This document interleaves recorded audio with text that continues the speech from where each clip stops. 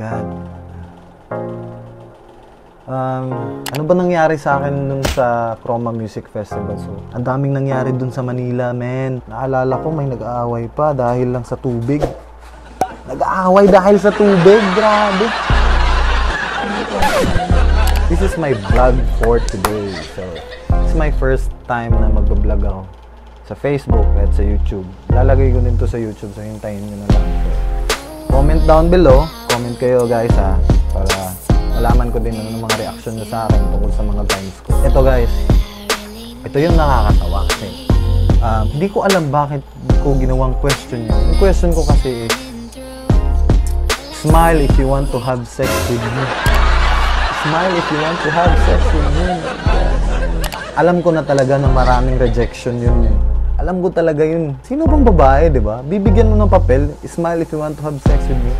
Hindi siyempre yung iba, matitrigger yung pride nila eh. Di ba? Matitrigger.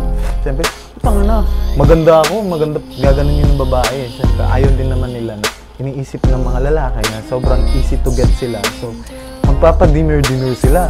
So, bibigyan mo sila ng papel. Pero, sobrang nakaka-excite kasi sa dami ko namang binigyan ng papel na yun, marami ding positive. Mostly nga, mga lalaki.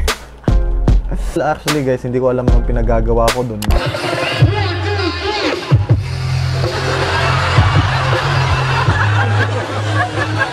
My left stroke just went viral.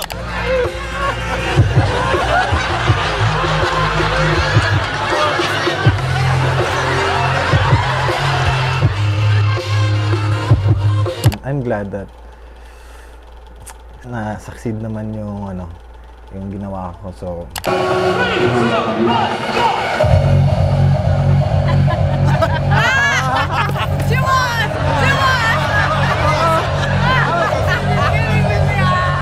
bigyan ng napansin ko lang mostly sa mga tao doon nakita ko sa Chroma Music Festival, gumaganon sila.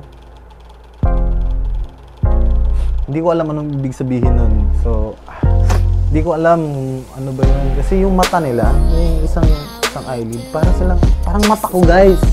Kasi yung isa nakatingin dun sa... Nakatingin dun. Yung isa naka-straight. Saka yung iba dun gumaganon palagi yung mga nila. Gumaganon nila.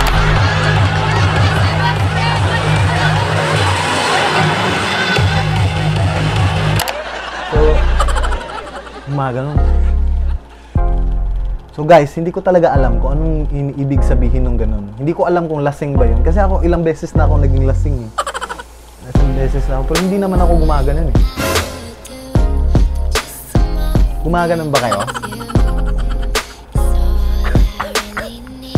Sana kayo na lang umintindi dun Kumain ako ng dinner, di pa ko tapos. Kumalat sa Facebook, Twitter, di pa ko tapos. Hashtag fuckboy. Pati sa Instagram, hashtag fuckboy. Gwapo lang kami, di namin kasalanan yun. Fuckboy na agad. Friendly lang kami, di namin kasalanan yun. Di porket magaling magayos, fuckboy na yun.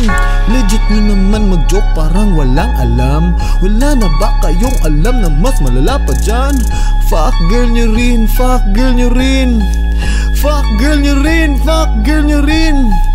Bakit lagi lang kami ang sinisisi ninyo? Mabait